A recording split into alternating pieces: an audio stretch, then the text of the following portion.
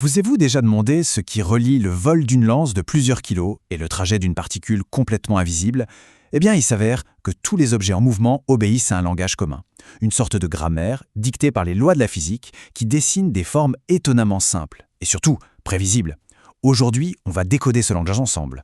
Regardez ça. D'un côté, on a la puissance brute, un athlète qui projette un javelot dans le ciel. De l'autre, un faisceau d'électrons, quelque chose de si petit, si léger qu'on ne peut même pas le voir à l'œil nu, qui est dévié dans le vide. On a vraiment deux mondes, deux échelles radicalement différentes. Alors, la question qui se pose est évidente. Quel peut bien être le point commun entre ces deux phénomènes? La réponse, vous allez voir, est aussi simple que profonde.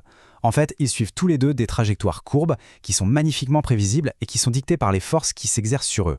Allez, on plonge dans le vif du sujet.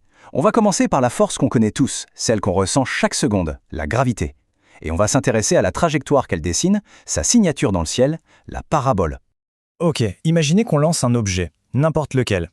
Si on ignore la résistance de l'air pour simplifier, la seule vraie force qui agit sur lui, c'est son poids. Une force qui le tire constamment, uniformément vers le sol. C'est tout simplement la gravité en action. Pour comprendre cette trajectoire, les physiciens ont une super astuce. Ils la décomposent en deux mouvements indépendants qui se passent en même temps. Il y a un mouvement horizontal, qui lui a une vitesse constante, et puis il y a un mouvement vertical, qui est d'abord freineux par la gravité en montant, puis accéléré en descendant. Et ce graphique, il l'illustre parfaitement. Regardez la vitesse horizontale, Vx, elle ne change pas. C'est une ligne toute plate. Par contre, la vitesse verticale, Vi, elle diminue tout droit. Elle atteint 0 tout en haut de la trajectoire, et puis elle repart dans l'autre sens. C'est la signature parfaite d'une accélération constante vers le bas. Et quand on combine ces deux mouvements très simples, on obtient une parabole. D'accord, c'est bien beau la théorie, mais ça a des applications très concrètes. Revenons à notre lanceur de javelot. Comment est-ce qu'il peut se servir de ces principes pour être le meilleur possible? Eh bien, comme on le voit ici, pour une même vitesse de lancer, tout se joue sur l'angle. Si l'angle est trop bas, le javelot retombe trop vite. S'il est trop haut, il monte, mais il n'avance pas.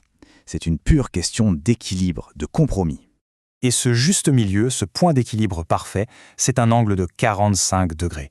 C'est à cet angle précis que la combinaison des deux mouvements permet d'aller le plus loin possible. C'est une conséquence directe des lois de la physique. Bien, maintenant, on change complètement de décor. On quitte les stades d'athlétisme pour entrer dans le monde de l'infiniment petit, le monde subatomique. Et là, une force complètement différente va produire, chose surprenante, exactement la même forme. Faisons une petite comparaison. La gravité, on l'a vu, exerce une force constante vers le bas sur une masse. Eh bien, un champ électrique uniforme, lui, il exerce une force constante dans une direction précise sur une particule chargée. Et le résultat? Dans les deux cas, on obtient une parabole. C'est la même forme, la même équation, mais pour des forces qui n'ont rien à voir. C'est exactement ce principe qu'on utilisait dans les vieilles télés à tube cathodique. On crée un champ électrique entre deux plaques, on envoie un faisceau d'électrons à travers, et ce faisceau subit une force constante. C'est une sorte de gravité latérale qui le dévie et qui dessine une parabole encore une fois. Alors voilà, on a deux forces différentes qui créent la même trajectoire. On pourrait se dire que l'histoire s'arrête là. Mais non, il y a un rebondissement. Une troisième force entre en jeu. Et elle ne joue pas du tout avec les mêmes règles. Cette force, c'est la force de Lorentz. Ce qui est particulier, c'est qu'elle agit sur une charge électrique seulement si cette charge est en mouvement dans un champ magnétique. Et son équation cache une subtilité. Ce petit x, ça veut dire que la direction de la force n'est pas simple. Elle dépend à la fois de la direction du mouvement et de la direction du champ. Pour se représenter la direction de cette force, il y a une astuce qu'on appelle la règle de la main droite.